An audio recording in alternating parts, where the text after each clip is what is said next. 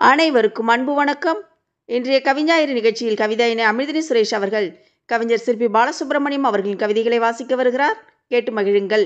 உங்களின் நான் முனைவர் சே. அஜிதா, துறைத் தலைவர், தமிழ்துறை, அரசு கலை மற்றும் அறிவியல் கல்லூரி, நாகப்பட்டினம். தமிழால் இணைவோம். நன்றி, வணக்கம். அனைவருக்கும் வணக்கம்.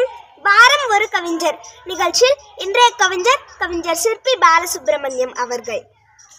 உயரம் குறைந்தவன் நான், ஆயினும் எனது எழுத்துக்கள் குள்ளமானவை அல்ல. கூலிக்கு அவைகள் பிறந்ததும் அல்ல, வேலிக்குள் முடங்கி கிடந்ததும் அல்ல.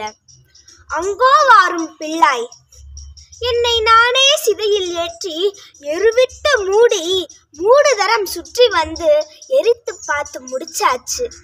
போடா போ, நமுத்து போன தீக்குச்சிகளை வெயில்ல காய போடு.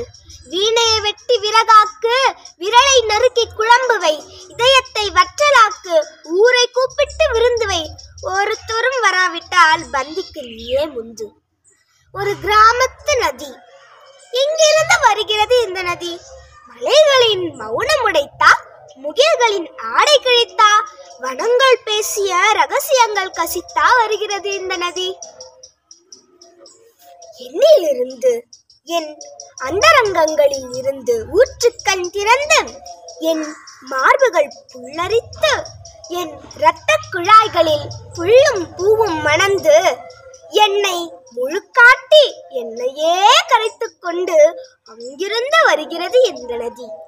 இறகு பார்த்ததே இல்லை, எனினும் கேட்டதுண்டு. காலம் இல்லை, நேரம் இல்லை.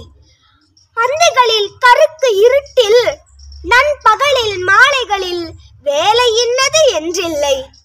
மெய்சிலிர்க்க வைத்த குரல். கோடைகள் கொப்பளித்து மழைக்கு பொத்தல் குடையாகும் என் வீட்டின் மேற்கு புறத்தில், இன்னொருவர் நிலத்தில் ஒரு பச்சை பிளரம் போல் நிற்கும் வேப்பமரம்.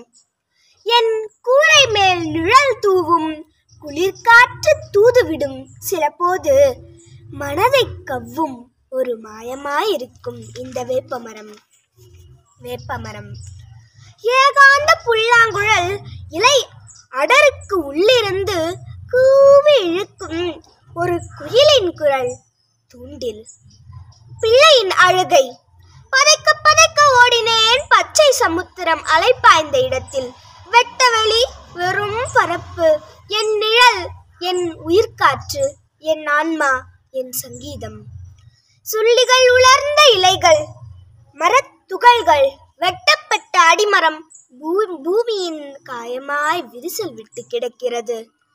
பால்வெளியில் அதன் பக்கத்தில் உட்கார்ந்தேன். எங்கிருந்தோ ஓடி வந்த என் மகள், இதை பாருங்கப்பா என்று கையில் கொடுத்தாள். கருமை பளபளக்க, பழுப்பு அலைபாயும் ஒரு இறகு. நன்றி, வணக்கம்.